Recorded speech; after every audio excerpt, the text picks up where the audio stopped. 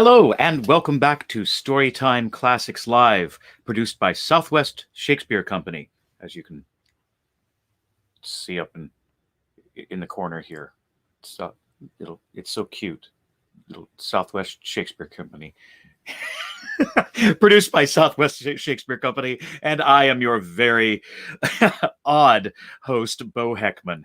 And that fits in perfectly with our Edgar Allan Poe Thursdays today, as our choice will be The Angel of the Odd by Edgar Allan Poe. So we're all odd here today. First, I'd like to remind everybody that the Fall Festival tickets are on sale for Southwest Shakespeare Company. This is a really, really rare event. Only 24 people will be allowed in the audience. So if you're interested, you have two possible options of seeing these productions. If you are lucky enough to get into the live audience, you can see that. That would be only 24 people with that. And then there is the streaming possibility, which will be streaming live along with the audience, and you can see it on a virtual platform. It should be an incredible season with artists like Patrick Page from Broadway's Hadestown, Trezana Beverly, a Tony Award winner, Trezana Beverly, playing in a show about in a one-woman show about Frank Sinatra's Muse. So very fascinating. It should be a wonderful evening of music and wonderful story there. And then we also have Deborah Ann Bird, a favorite with Southwest Shakespeare Company from Harlem Shakespeare Company. And we also have Lisa Volpe. Just amazing performers. So check it out. If you want more information, please write to info@swshakespeare.org and we'll get back to you. You'll be glad you did. Okay, so on with Edgar Allan Poe Thursdays and The Angel of the Odd. This piece was published in 1844. Hope you're all having a wonderful day today. And we will begin.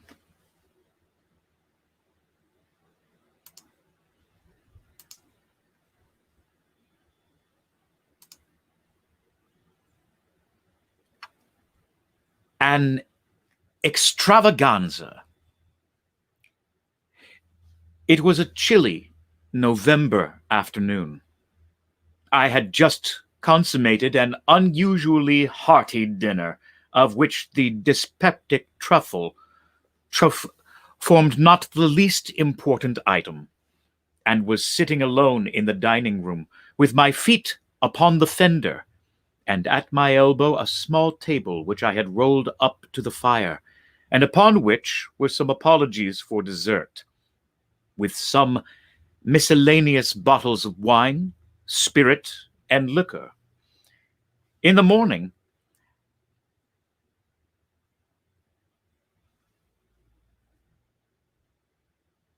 I had been reading Glover's Leonidas Wilkes Epigone,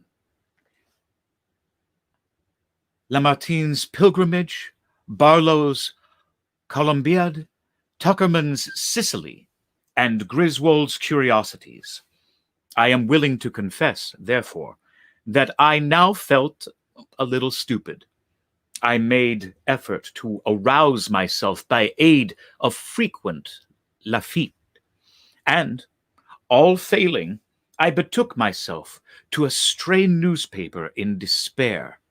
Having carefully pursued the column of houses to let and the column of dogs lost, and then the two columns of wives and apprentices run away, I attacked with great resolution the editorial matter, and, reading it from beginning to end without understanding a syllable, conceived the possibility of its being Chinese, and so reread it from the end to the beginning, but with no more satisfactory result.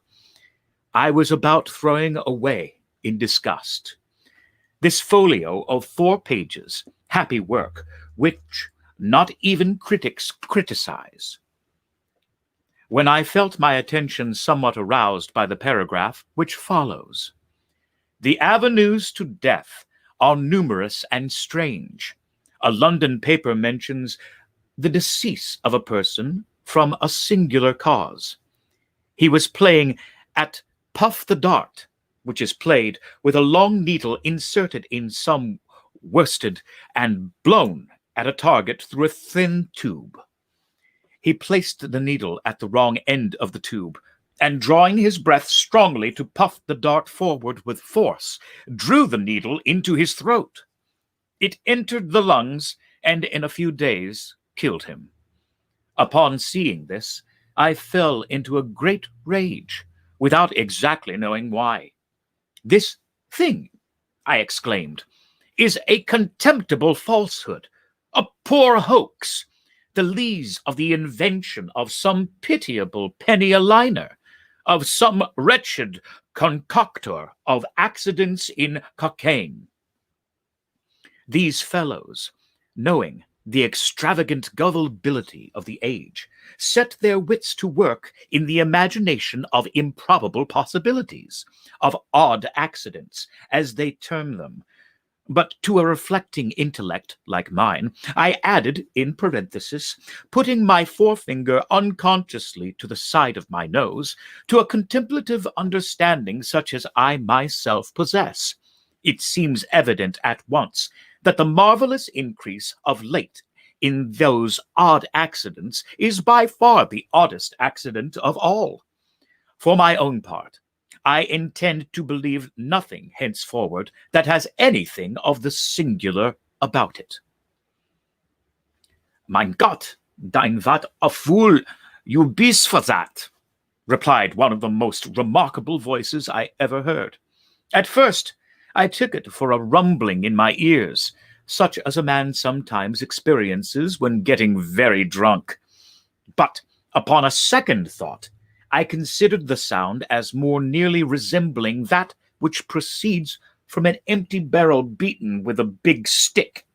And, in fact, this I should have concluded it to be, but for the articulation of the syllables and words.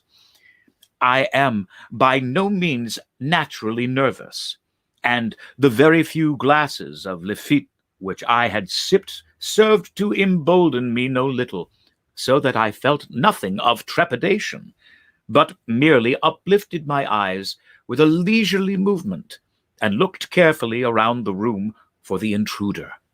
I could not, however, perceive any one at all. "Humph," resumed the voice, as I continued my survey. "You must be so drunk as the pig, then, for not see me as I sit here at your side." Hereupon, I bethought me of looking immediately before my nose, and there, sure enough, confronting me at the table sat a personage nondescript, although not altogether indescribable. His body was a wine-pipe, or a rum puncheon, or something of that character, and had a truly Falstaffian air. In its nether extremity were inserted 2 kegs, which seemed to answer all the purposes of legs. For arms, there dangled from the upper portion of the carcass 2 tolerably long bottles, with the necks outward for hands. All the head that I saw the monster possessed of was none of those Hessian canteens which resemble a large snuff-box, with a hole in the middle of the lid. This canteen, with a funnel on its top, like a cavalier cap slouched over the eyes, was set on edge upon the puncheon, with the hole toward myself, and through this hole, which seemed puckered up like the mouth of a very precise old maid, the creature was emitting certain rumbling and grumbling noises, which he evidently intended for intelligible talk. "I say," said he, "you must be drunk as the pig, for the dare and not the mit the air. And I say do, you must be bigger fool as the goose for to disbelieve that is print in the print. 'Tis the truth. That is it, every void of it." "Who are you, pray?" said I, with much dignity, although somewhat puzzled. "How did you get here? And what is it you are talking about?" "As for how I come here," replied the figure, "that is none of your business. And as for that I be talking about, I be talk about that I think proper. And as for who I be, for that is the very thing I come here for to let you see for yourself." "You are a drunken vagabond," said I, "and I shall ring the bell and order my footman to kick you into the street." "Ha!" said the fellow. "That you can't do." "Can't do," said I. "What do you mean? I can't do what?" "Ring the bell," he replied, attempting a grin with his little villainous mouth. Upon this, I made an effort to get up, in order to put my threat into execution. But the ruffian just reached across the table very deliberately, and hitting me a tap on the forehead with the neck of one of the long bottles, knocked me back into the armchair from which I had half arisen. I was utterly astounded, and, for a moment, was quite at a loss at what to do. In the meantime, he continued his talk. "You see," said he, "it is the best for it still, and now you shall know who I be. Look at me. See, I am the angel of the odd." "And odd enough, too," I ventured to reply, "but I was always under the impression that an angel had wings." "The wing," he cried, highly incensed. "But I be to mit the wing. Mein Gott! Do you take me for a chicken?" No, I replied, much alarmed. "You are no chicken. Certainly not." "Well then, sit still and behave yourself, or I'll rap you again mid the fist." "It is the chicken up the wing, and the owl up the wing, and the imp up the wing, and the head turtle up the wing. The angel up not the wing, and I am the angel of the odd. And your business with me at present is my business," ejaculated the thing. "Why, what a low-bred puppy you must be for to ask a gentleman and an angel about his business." This language was rather more than I could bear, even from an angel. So, plucking up the courage, I seized a salt cellar which lay within reach, and hurled it at the head of the intruder. Either he dodged, however, or my aim was inaccurate, for all I accomplished was the demolition of the crystal which protected the dial of the clock upon the mantelpiece. As for the angel, he evinced his sense of my assault by giving me 2 or 3 hard consecutive raps upon the forehead, as before. These reduced me at once to submission, and I am almost ashamed to confess that either through pain or vexation there came a few tears into my eyes. "Mein Gott!" said the angel of the odd, apparently much softened at my distress. "Mein Gott! The man is either very drunk or very sorry. You must not think it so strong. You must put the water in the wine. Here, drink this, like a good fella, and don't cry now, don't." Hereupon, the angel of the odd replenished my goblet, which was about 1/3 full of port, with a colorless fluid that he poured from one of his hand bottles. I observed that these bottles had labels about their necks, and that these labels were inscribed Kirchenwasser. The considerate kindness of the angel mollified me into no little measure, and, aided by the water with which he diluted my port more than once, I at length regained sufficient temper to listen to his very extraordinary discourse. I cannot pretend to recount at all that he told me, but I gleaned from him what he said, that he was the genius who presided over the contrempts of mankind, and whose business it was to bring about the odd accidents which are continually astonishing the skeptic.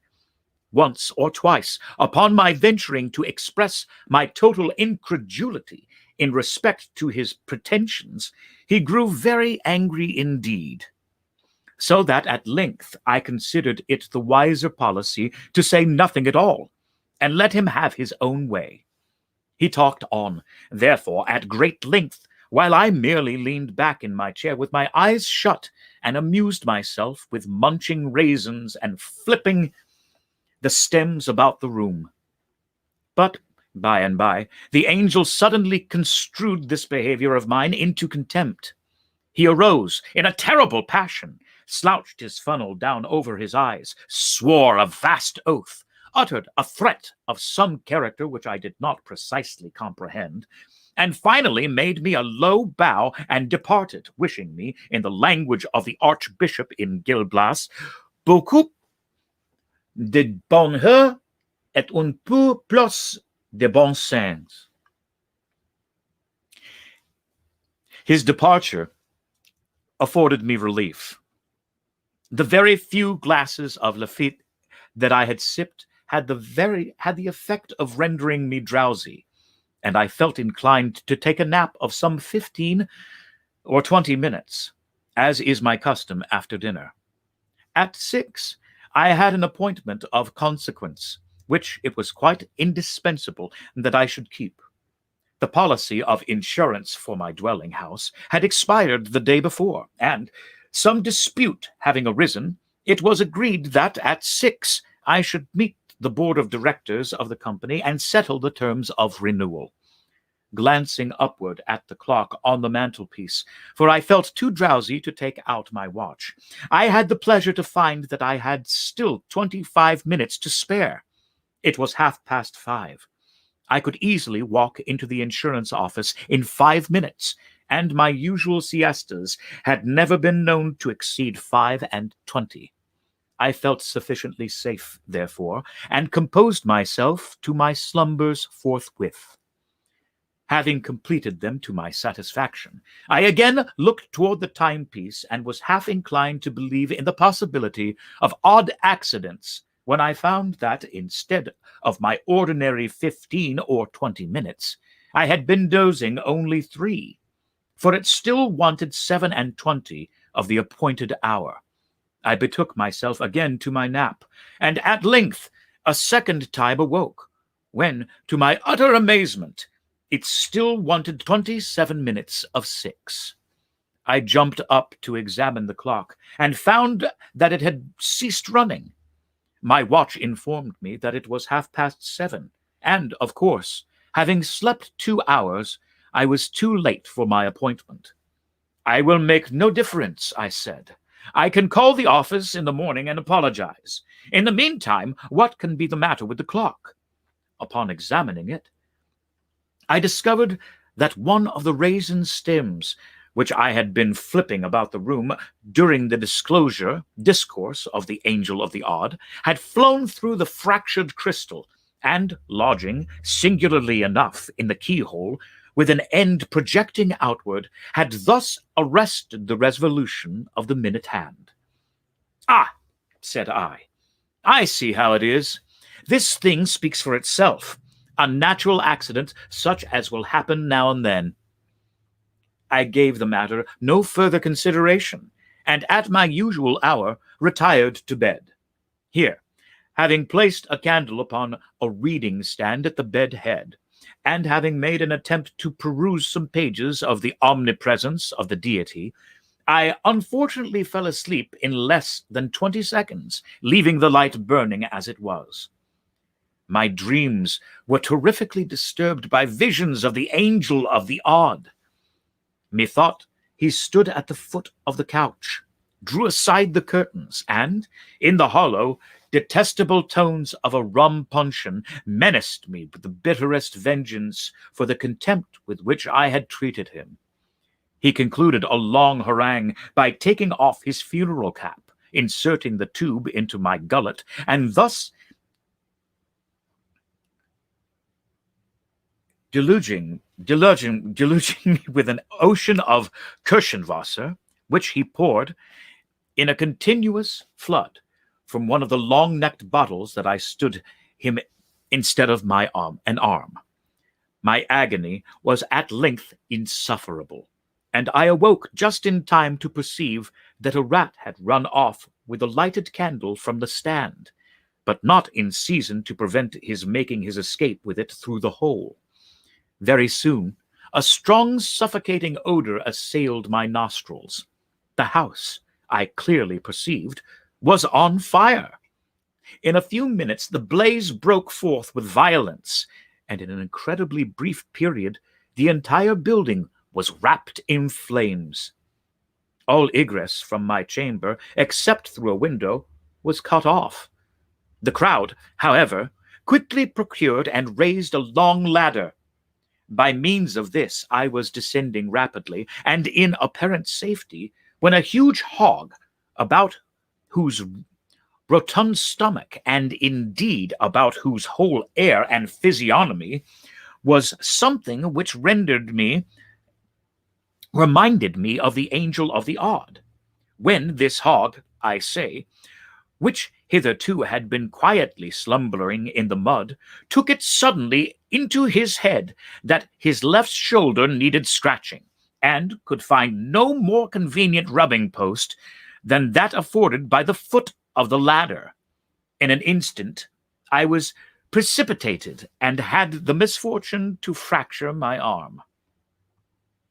This accident, with the loss of my insurance, and with the more serious loss of my hair, the whole of which had been singed off by the fire, predisposed me to serious impressions, so that finally I made up my mind to take a wife. There was a rich widow, disconsolate for the loss of her 7th husband, and to her wounded spirit I offered the balm of my vows. She yielded a reluctant consent to my prayers. I knelt at her feet in gratitude and adoration. She blushed and bowed her luxuriant tresses into close contact with those supplied me, temporarily, by Grangine. I know not how the entanglement took place, but so it was. I arose with shining pate, wigless, she in disdain and wrath, half buried in alien hair. Thus ended my hopes of the widow by an accident which could not have been anticipated, to be sure, but which the natural sequence of events had brought about. Without despairing, however, I undertook the siege of a less implacable heart. The fates were again propitious for a brief period, but again a trivial incident interfered. Meeting my betrothed in an avenue thronged with the elite of the city, I was hastening to greet her with one of my best considered bows, when a small particle of some foreign matter, lodging in the corner of my eye, rendered me, for the moment, completely blind. Therefore, before I could recover my sight, the lady of my love had disappeared, irreparably affronted at what she chose to consider my premeditated rudeness in passing her by ungreeted. While I stood bewildered at the suddenness of this accident, which might have happened, nevertheless, to anyone under the sun, and while I still continued incapable of sight, I was accosted by the Angel of the Odd, who proffered me his aid with a civility which I had no reason to expect. He examined my disordered eye with much gentleness and skill, informed me that I had a drop in it, and, whatever a drop was, took it out, and afforded me relief. I now considered it high time to die, since fortune had so determined to persecute me, and accordingly made my way to the nearest river. Here, divesting myself of my clothes, for there is no reason why we cannot die as we were born, I threw myself headlong into the current, the sole witness of my fate being a solitary crow that had been seduced into eating of brandy-saturated corn, and so had staggered away from his fellows. No sooner had I entered the water than this bird took it into its head to fly away with the most indispensable portion of my apparel. Postponing, therefore, for the present my suicidal design, I just slipped my nether extremities into the sleeves of my coat, and betook myself into a pursuit of the felon with all the nimbleness which the case required and its circumstances would admit. But my evil destiny attended me still. As I ran at full speed, with my nose up in the atmosphere, and intent only upon the purloiner of my property, I suddenly perceived that my feet rested no longer upon terra firma. The fact is, I had thrown myself over a precipice, and should inevitably have been dashed to pieces but for my good fortune in grasping the end of a long guide rope, which depended from a passing balloon. As soon as I sufficiently recovered my senses to comprehend the terrific predicament in which I stood, or rather hung, I exerted all the power of my lungs to make that predicament known to the aeronaut overhead. But for a long time I exerted myself in vain. Either the fool could not, or the villain would not perceive me. Meantime, the machine rapidly soared, while my strength even more rapidly failed. I was soon upon the point of resigning myself to my fate, and dropping quietly into the sea, when my spirits were suddenly revived by hearing a hollow voice from above, which seemed to be lazily humming an opera air. Looking up, I perceived the Angel of the Odd. He was leaning with his arms folded over the rim of the car, and with a pipe in his mouth, at which he puffed leisurely, seemed to be upon excellent terms with himself and the universe.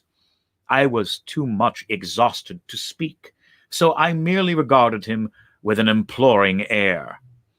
For several minutes, although he looked me full in the face, he said nothing. At length, removing carefully his meerschaum from the right to the left corner of his mouth, he condescended to speak.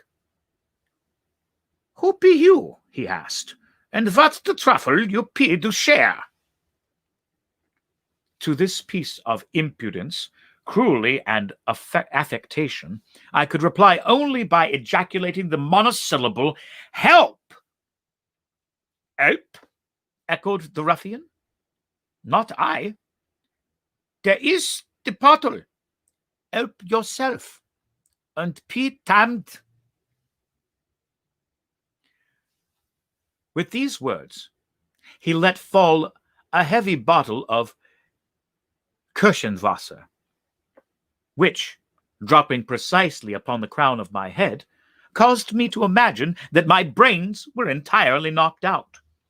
Impressed with this idea, I was about to relinquish my hold and give up the ghost with a good grace, when I was arrested by the cry of an angel who bade me hold on. "Hold on," he said. "Don't be in the hurry. Don't. Will you be take an other bottle, or have you be got sober yet and come to your senses?"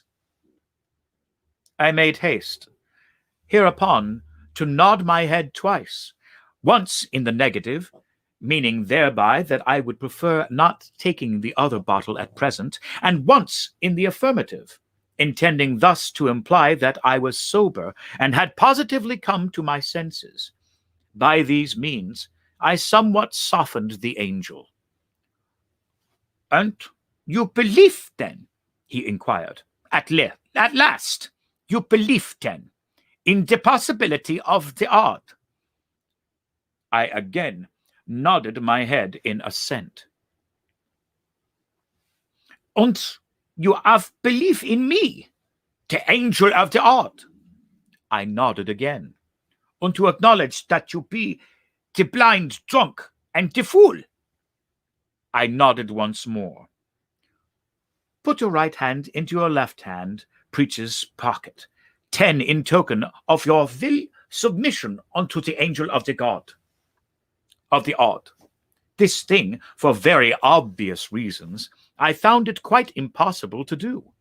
In the first place, my left arm had been broken in my fall from the ladder, and therefore I had let go my hold with the right hand. I must have let go altogether. In the second place, I could have no breeches until I came across the crow, as I was therefore obliged, much to my regret, to shake my hand in the negative, intending thus to give the angel to understand that I found it inconvenient, just at the moment, to comply with his very reasonable demand. No sooner, however, had I ceased shaking my head than, "Go to the Traffleman, then," roared the angel of the odd. In pronouncing these words, he drew a sharp knife across the guide rope by which I was suspended, and as we then happened to be precisely over my own house, which during my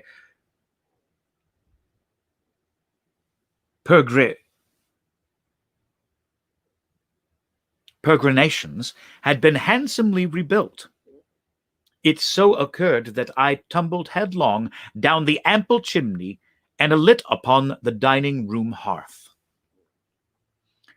Upon coming to my senses, for the fall had very thoroughly stunned me, I found it about 4 o'clock in the morning. I lay outstretched where I had fallen from the balloon. My head grovelled in the ashes of an extinguished fire, while my feet reposed upon the wreck of a small table, overthrown, and amid the fragments of a miscellaneous desert, intermingled with a newspaper, some broken glass and shattered bottles, and an empty jug of the Schiedium Kirchenwasser. Thus revenged himself the angel of the odd.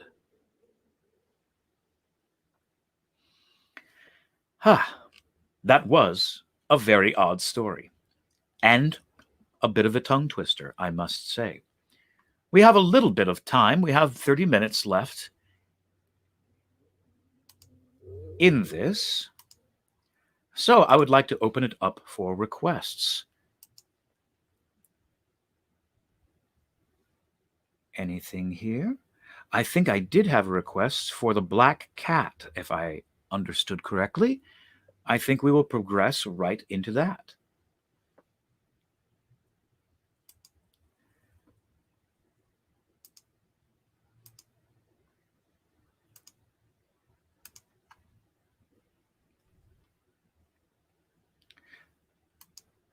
This is a very violent story.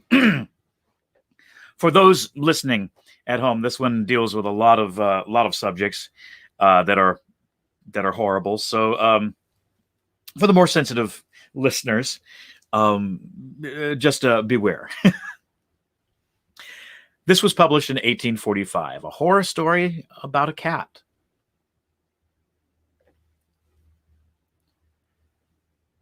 For the most wild, yet most homely narrative which I am about to pen, I neither expect nor solicit belief. Mad, indeed, would I be to expect it, in a case where my very senses reject their own evidence. Yet, mad am I not, and very surely do I not dream. But tomorrow I die, and today I would unburthen my soul. My immediate purpose is to place before the world, plainly, succinctly, and without comment, a series of mere household events. In their consequences, These events have terrified, have tortured, have destroyed me. Yet I will not attempt to expound them. To me they have presented little but horror. To many they will seem less terrible than Baroque's. However, perhaps some intellect may be found which will reduce my phantasm to the commonplace. Some intellect more calm, more logical, and far less excitable than my own, which will perceive in the circumstances I detail with awe nothing more than an ordinary succession of very natural causes and effects. From my infancy, I was noted for the docility and humanity of my disposition. My tenderness of heart was even so conspicuous as to make me the jest of my companions. I was especially fond of animals, and was indulged by my parents with a great variety of pets. With these I spent most of my time, and never was so happy as when feeding and caressing them. This peculiarity of character grew with my growth, and in my manhood I derived from it one of my principal sources of pleasure. To those who have cherished an affection for a faithful and sagacious dog, I need hardly be at the trouble of explaining the nature or the intensity of the gratification thus derivable. There is something in the unselfish and self-sacrificing love of a brute which goes directly to the heart of him who has had frequent occasion to test the paltry friendship and gossamer fidelity of mere man. I married early, and was happy to find in my wife a disposition not uncongenial with my own. Observing my partiality for domestic pets, she lost no opportunity of procuring those of the most agreeable kind. We had birds, goldfish, a fine dog, rabbits, a small monkey, and a cat. This latter was a remarkably large and beautiful animal, entirely black, and sagacious to an astonishing degree. In speaking of his intelligence, my wife, who at heart was not a little tinctured with superstition, made frequent allusion to the ancient popular notion which regarded all black cats as witches in disguise. Not that she ever was serious upon this point, and I mention the matter at all for no better reason than it happens just now to be remembered. Pluto. This was the cat's name. It was my favorite pet and playmate. I alone fed him, and he attended me wherever I went about the house. It was even with difficulty that I could prevent him from following me through the streets. Our friendship lasted, in this manner, for several years, during which my general temperament and character, through the instrumentality of the fiend intemperance, had, I blush to confess it, experienced a radical alteration for the worse. I grew, day by day, more moody, more irritable, more regardless of the feelings of others. I suffered myself to use intemperate language to my wife. At length, I even offered her personal violence. My pets, of course, were made to feel the change in my disposition. I not only neglected, but ill-used them. For Pluto, however, I still retained sufficient regard to restrain me from maltreating him, as I made no scruple of maltreating the rabbits, the monkey, or even the dog, when by accident or through affection they came in my way. But my disease grew upon me. For what a disease is like alcohol. And at length even Pluto, who was now becoming old and consequently somewhat peevish, even Pluto began to experience the effects of my ill temper. One night, returning home, much intoxicated from one of my haunts about town, I fancied that the cat avoided my presence. I seized him, when, in his fright at my violence, he inflicted a slight wound upon my hand with his teeth. The fury of a demon instantly possessed me. I knew myself no longer. My original soul seemed at once to take flight from my body, and a more than fiendish malevolence, gin-nurtured, thrilled every fibre of my frame. I took from my waistcoat pocket a penknife, opened it, grasped the poor beast by the throat, and deliberately cut one of its eyes from the socket. I blush. I burn. I shudder while I pen the damnable atrocity. When reason returned with the morning, when I had slept off the fumes of the night's debauch, I experienced a sentiment half of horror, half of remorse for the crime of which I had been guilty. But it was, at best, a feeble and equivocal feeling, and the soul remained untouched. I again plunged into excess, and soon drowned in wine all memory of the deed.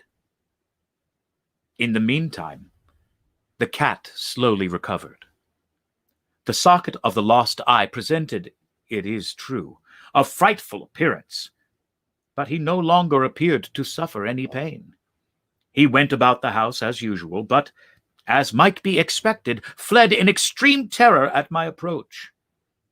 I had so much of my old heart left as to be at first grieved by this evident dislike on the part of a creature which had once so loved me.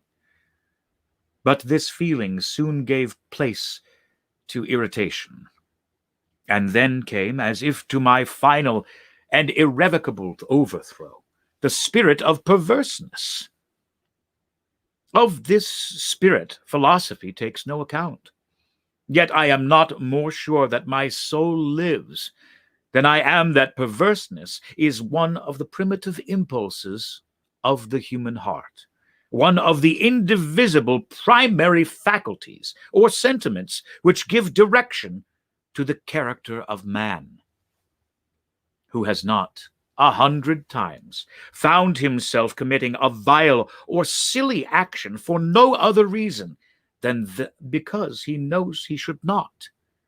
Have we not a perpetual inclination, in the teeth of our best judgment, to violate that which is law, merely because we understand it to be such?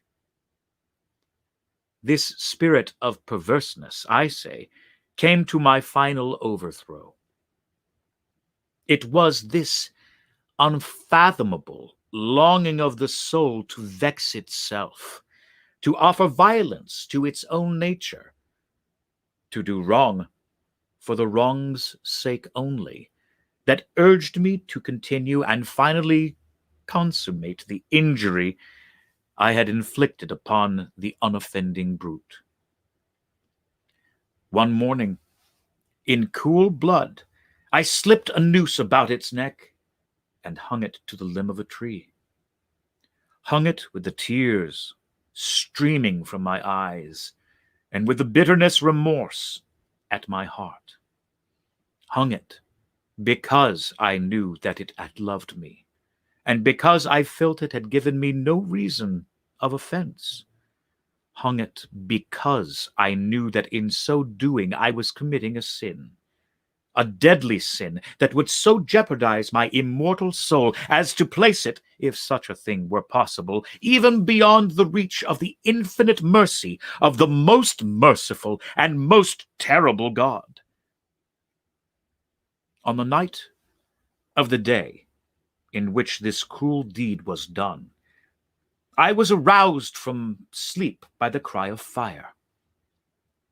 The curtains of my bed were in flames. The whole house was blazing. It was with great difficulty that my wife, a servant, and myself made our escape from the conflagration. The destruction was complete. My entire worldly wealth was swallowed up, and I resigned myself thenceforward to despair. I am above the weakness of seeking to establish a sequence of cause and effect between the disaster and the atrocity. But I am detailing a chain of facts and wish not to leave even a possible link imperfect. On the day succeeding the fire, I visited the ruins. The walls, with one exception, had fallen in. This exception was found in a compartment wall, not very thick, which stood about the middle of the house, and against which had rested the head of my bed. The plastering had here, in great measure, resisted the action of the fire, a fact which I had attributed to its having been recently spread. About this wall a dense crowd were collected, and many persons seemed to be examining a particular portion of it with very minute and eager attention.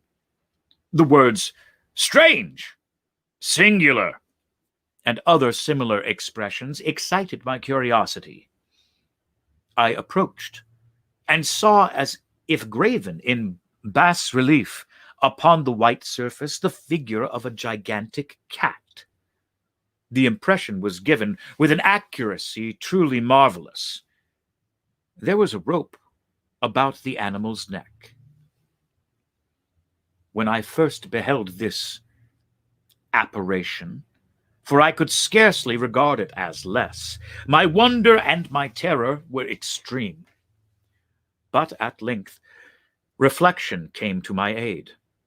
The cat, I remembered, had been hung in a garden adjacent to the house.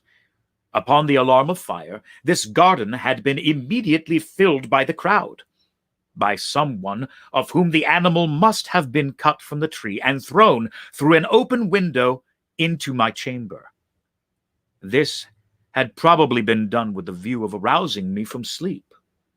The falling of the other walls had compressed the victim of my cruelty into the substance of the freshly spread plaster, the lime of which, with the flames and the ammonia from the carcass, had then accomplished the portraiture as I saw it. Although I thus readily accounted to my reason, if not altogether to my conscience, for the startling fact just detailed, it did not the less fail to make a deep impression upon my fancy.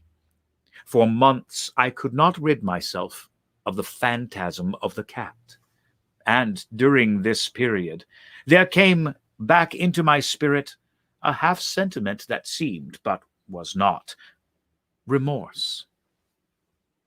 I went so far as to regret the loss of the animal, and to look about me, among the vile haunts which I now habitually frequented, for another pet of the same species, and of somewhat similar appearance, with which to supply its place. One night, as I sat, half stupefied, in a den of more than infamy, my attention was suddenly drawn to some black object reposing upon the head of one of the immense hogsheads of gin or of rum, which constituted the chief furniture of the apartment. I had been looking steadily at the top of this hogshead for some minutes, and what now caused me surprise was the fact that I had not sooner perceived the object thereupon. I approached it and touched it with my hand. It was a black cat, a very large one, fully as large as Pluto, and closely resembling him in every respect but one. Pluto had not a white hair upon any portion of his body, but this cat had a large, although indefinite, splotch of white covering nearly the whole region of the breast. Upon my touching him, He immediately arose, purred loudly, rubbed against my hand, and appeared delighted with my notice. This, then, was the very creature of which I was in search. I at once offered to purchase it of the landlord, but this person made no claim of it, knew nothing of it, had never seen it before. I continued my caresses, and when I prepared to go home, the animal evinced a disposition to accompany me. I permitted it to do so, occasionally stooping and patting it as I proceeded. When it reached the house, it domesticated itself at once and became immediately a great favorite with my wife. For my own part, I soon found a dislike to it rising within me. This was just the reverse of what I had anticipated, but I know not how or why it was. Its evident fondness for myself rather disgusted and annoyed. By slow degrees, these feelings of disgust and annoyance rose into the bitterness of hatred. I avoided the creature, a certain sense of shame and the remembrance of my former deed of cruelty preventing me from physically abusing it. I did not, for some weeks, strike or otherwise violently ill-use it.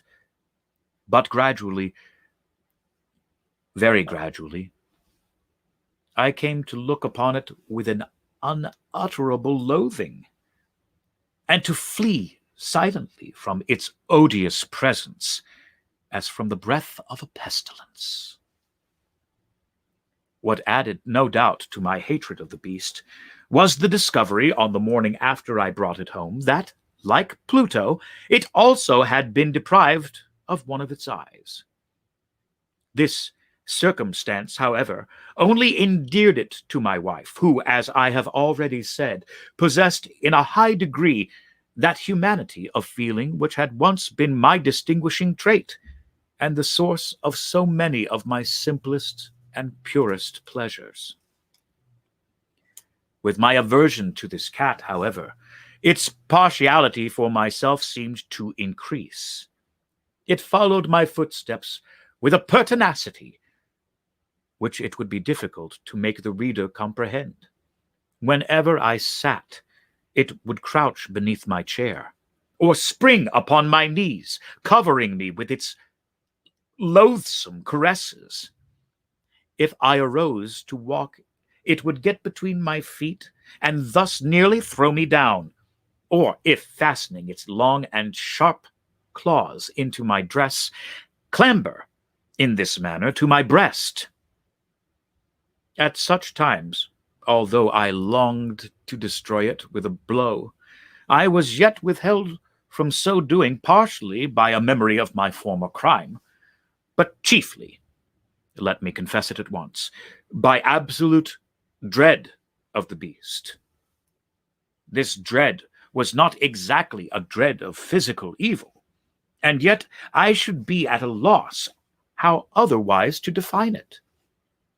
I am almost ashamed to own, yes, even in this felon's cell, I am almost ashamed to own that the terror and the horror with which the animal inspired me had been heightened by one of the merest chimeras it would be possible to conceive.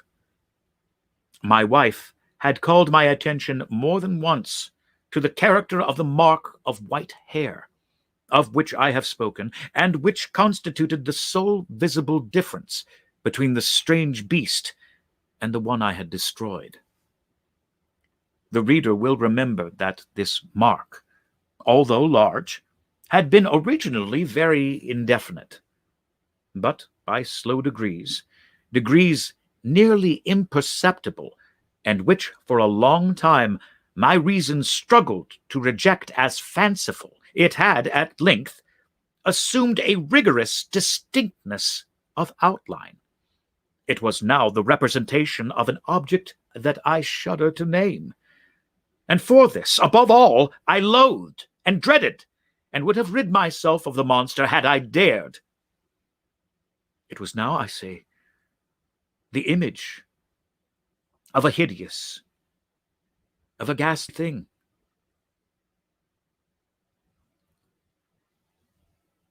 of the gallows.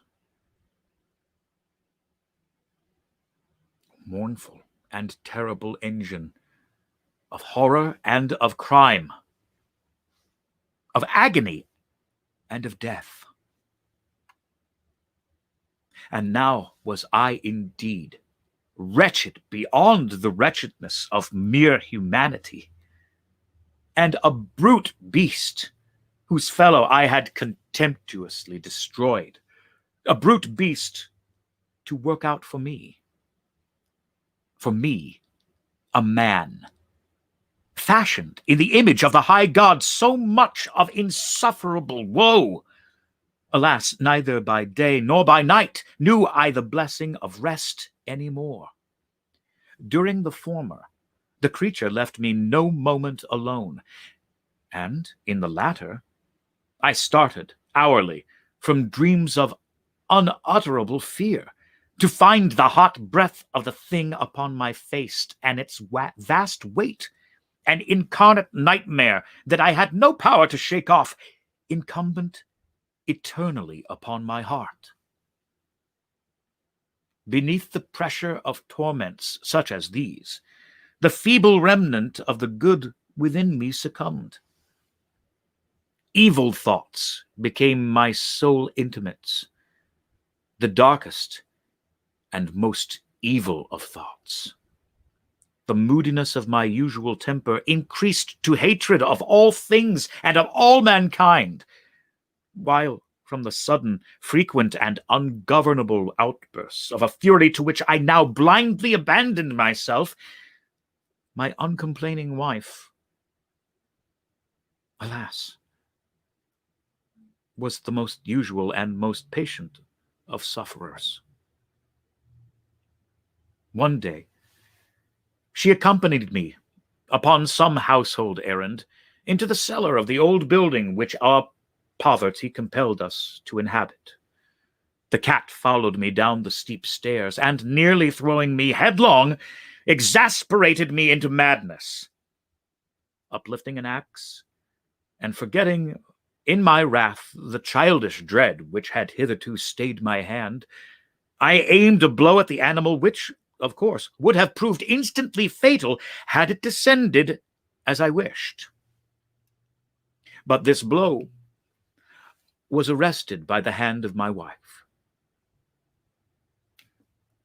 Goaded by the interference into a rage more than demoniacal, I withdrew my arm from her grasp and buried the axe in her brain. She fell dead upon the spot, without a groan. This hideous murder accomplished, I set myself forthwith, and with entire deliberation, to the task of concealing the body. I knew that I could not remove it from the house either by day nor by night, without the risk of being observed by the neighbors. Many projects entered my mind. At one period, I thought of cutting the corpse into minute fragments and destroying them by fire. At another, I resolved to dig a grave for it in the floor of the cellar. Again, I deliberated about casting it in the well in the yard, about packing it in a box as if merchandise, with the usual arrangements, and so getting a porter to take it from the house. Finally, I hit upon what I considered a far better expedient than either of these. I determined to wall it up in the cellar, as the monks of the Middle Ages are recorded to have walled up their victims.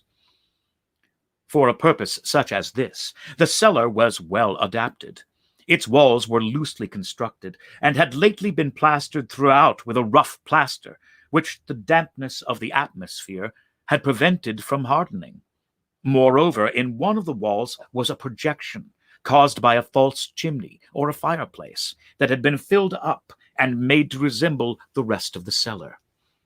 I made no doubt that I could readily displace the bricks at this point, insert the corpse, and wall the whole thing up as before, so that no eye could detect anything suspicious. And in this calculation, I was not deceived. By means of a crowbar, I easily dislodged the bricks, and, having carefully deposited the body against the inner wall, I propped it in that position, while, with little trouble, I relaid the whole structure as it originally stood.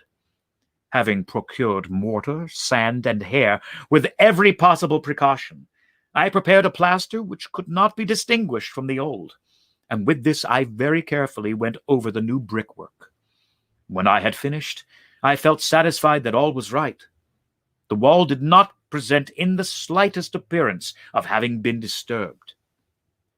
The rubbish on the floor was picked up with the minutest care. I looked around triumphantly and said to myself, here at last, then, my labor has not been in vain. My next step was to look for the beast, which had been the cause of so much wretchedness, for I had at length firmly resolved to put it to death. Had I been able to meet with it at the moment, there could have been no doubt of its fate. But it appeared that the crafty animal had been alarmed at the violence of my previous anger, and forbore it to present itself in my present mood. It is impossible to describe, or to imagine, the deep, the blissful sense of relief which the absence of the detested creature occasioned in my bosom. It did not make its appearance during the night, and thus, for one night at least, since its introduction into the house, I soundly and tranquilly slept. I slept even with the burden of murder upon my soul. The second and the third day passed, and still my tormentor came not. Once again I breathed as a free man. The monster, in terror, had fled the premises forever. I should behold it no more. My happiness was supreme. The guilt of my dark deed disturbed me but little. Some few inquiries had been made, but these had been readily answered. Even a search had been instituted, but of course nothing was to be discovered. I looked upon my future felicity as secured. Upon the fourth day of the assassination, a party of the police came, very unexpectedly, into the house, and proceeded again to make rigorous investigation of the premises. Secure, however, in the inscrutability of my place of concealment, I felt no embarrassment whatever. The officers bade me accompany them in their search. They left no nook or corner unexplored. At length, for the third or fourth time, they descended into the cellar. I quivered not in a muscle. My heart beat calmly as that of one who slumbers in innocence. I walked to the cellar from end to end. I folded my arms upon my bosom and roamed easily to and fro. The police were thoroughly satisfied and prepared to depart. The glee at my heart was too strong to be restrained. I burned to say, if but one word, by way of triumph, and to render doubly sure their assurance of my guiltlessness. Gentlemen, I said at last, as the party ascended the steps, I delight to have allayed your suspicions. I wish you all health, and a little more courtesy. By the by, gentlemen, this is a very well-constructed house. In the rabid desire to say something easily, I scarcely knew what I uttered at all. I may say an excellently well-constructed house. These walls— Are you going, gentlemen? These walls are solidly put together. And here, through the mere frenzy of bravado, I rapped heavily with a cane which I held in my hand upon that very portion of the brickwork behind which stood the corpse of the wife of my bosom. But may God shield and deliver me from the fangs of the arch-fiend. No sooner had the reverberation of my blows sunk into silence Then I was answered by a voice from within the tomb, by a cry, at first muffled and broken, like the sobbing of a child, and then quickly swelling into one long, loud, and continuous scream, utterly anomalous and inhuman. A howl, a wailing shriek, half of horror and half of triumph, such as might have arisen only out of hell, conjointly from the throats of the damned in their agony, and of the demons that exult in the damnation. Of my own thoughts, it is folly to speak. Swooning, I staggered to the opposite wall. For one instant, the party upon the stairs remained motionless, through extremity of terror and of awe. In the next, a dozen stout arms were toiling at the wall. It fell bodily. The corpse, already greatly decayed and clotted with gore, stood erect before the eyes of the spectators. Upon its head, with red extended mouth and solitary eye of fire, sat the hideous beast whose craft had seduced me into murder, and whose informing voice had consigned me to the hangman. I had walled the monster up within the tomb. Thank you for joining us today. Hope you enjoyed those two stories, and that last one was slightly unexpected, but oh, that's always a disturbing one to return to. Anyway, I would like to play something right here at the end. Thank you for tuning in today. But coming up this weekend, I have a little surprise here. Is going to be the rebroadcast of Pericles, which we filmed a little while back and we aired. And we're just giving it a chance to air again. We've remastered it and tinkered with it a little. No, I haven't gone George Lucas on it. With apologies to George Lucas. But here's the trailer for Pericles, re-airing this Saturday.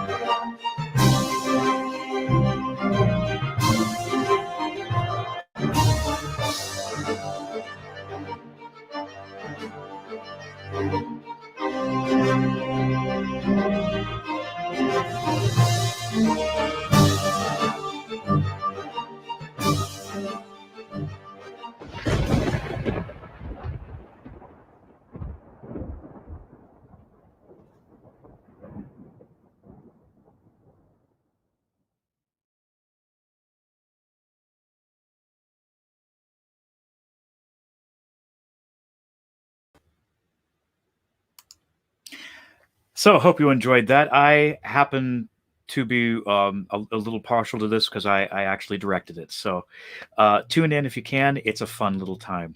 Thank you for tuning in today, and we will see you tomorrow with our guest speaker, or reader, as it were, Oscar de la Salas, reading the Spanish version of Love in the Time of Cholera. So don't miss that tomorrow. We'll see you later here on Storytime Classics Live. And please remember, be safe out there.